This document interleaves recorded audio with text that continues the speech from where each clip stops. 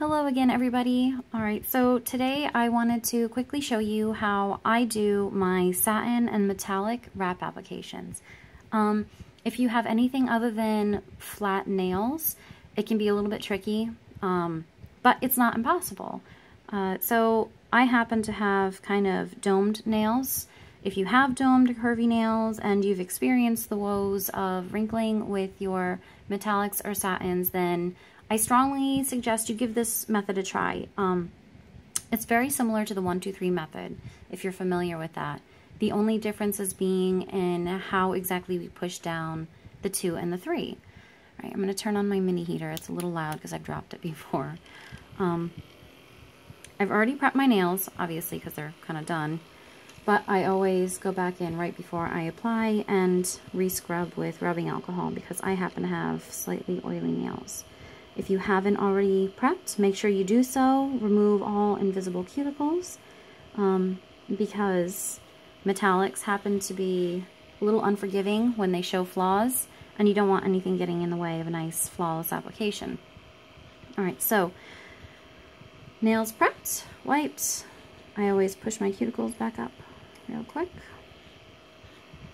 And I always apply cold, especially with metallics or satins, because you don't want the wrap to become so pliable that it's just sticking all over the place. And placement, I'm always kind of a stickler about. That's pretty good. Okay, so once you have it placed, make sure it's focused. Once you have it placed, hit it with just a little bit of heat. You don't want to overheat your wrap. As a general rule of thumb, the thinner the wrap, the less heat it really needs. All right, and so you push down the 1 from back to tip. There we go. That's the 1. Warm again. And then I take my rubber cuticle pusher and I gently but very carefully slide it back and forth towards the edge. Now, if you were to do this part with your finger and you don't have nice flat nails, you'd likely just kind of smush down and get a whole bunch of wrinkles, and nobody wants that.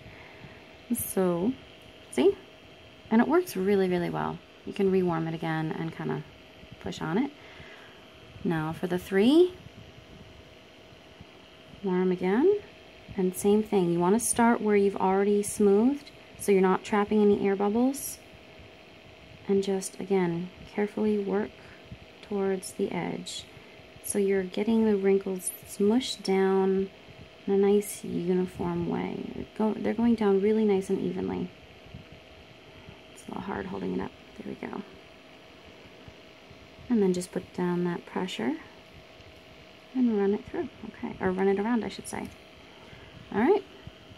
Warm it again, and then you can kind of massage it down extra with your finger if you want, just to really make sure you've got a nice, great seal.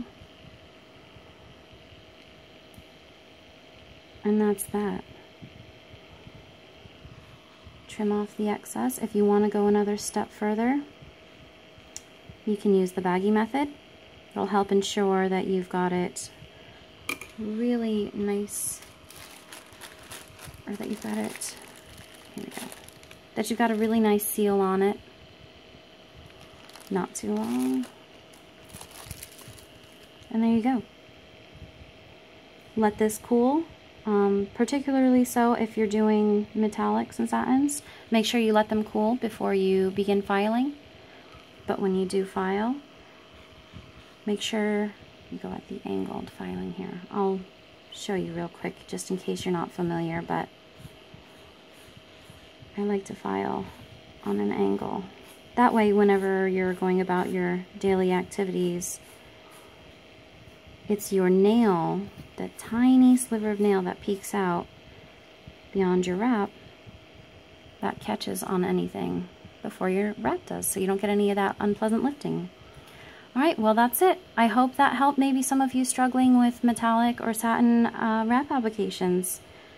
Have a fantastic day.